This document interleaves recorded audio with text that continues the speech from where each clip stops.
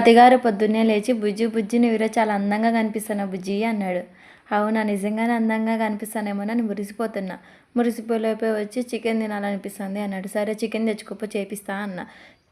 Chicken తీసుకొని వచ్చి మెలికలు తిరుగుతూ నాకు చికెన్తో చికెన్ కర్రీ వద్దు చికెన్ ఫ్రై వద్దు అన్నాడు. చికెన్తో వెరైటీ ఏమైనా చేయి అన్నాడు. సరేలే అని చెప్పి చికెన్ 65 అయితే స్టార్ట్ చేశాను అనమాట. ఏ మాటకు ఆ మాట చెప్పాలండి, చికెన్ 65 అయితే సూపర్గా ఉందన్నమాట. రెస్టారెంట్కి ఏ మాత్రం తీసుకోదు. రెస్టారెంట్లో ఏంటండి ఒక ప్లేట్ మనకు 350 400 రూపీస్ ఉంటుంది. దాంట్లో పట్టుమంటే 10 ముక్కలు కూడా రావన్నమాట. అది ఏ మూలకు సరిపోదు, ఎవరికి సరిపోదు. అదే 350 రూపీస్కి మనం తెచ్చుకున్నాం అనుకోండి 1 కేజీ 1.5 కేజీ చికెన్ వస్తుంది. మంచిగా ఇంట్లో అందరం చేసుకుంటే ఇంటిల్లో 10 తినొచ్చు. మీరేమంటారండి? చికెన్ 65 టేస్ట్ మొత్తం మీ వెల్లుల్లిలోనే ఉందన్నమాట. ఎన్ని ఎక్కువ వెల్లుల్లి వేసుకుంటే అంత టేస్టీగా ఉంటుంది. చికెన్ 65 పైన క్రిస్పీగా లోపల సాఫ్ట్గా చాలా బాగుందనమాట. నేనైతే ఇదే ఫస్ట్ టైం చేయడం, కానీ టేస్ట్ అయితే సూపర్గా ఉంది అనమాట. అయినా మా పతి గారు పొద్దున్నే లేచి నువ్వు అందంగా ఉన్నావు అన్నప్పుడే నేను డౌట్ పడాల్సిందేలేండి. మట్టి బుర్ర కదా అంత ఈజీగా అర్థం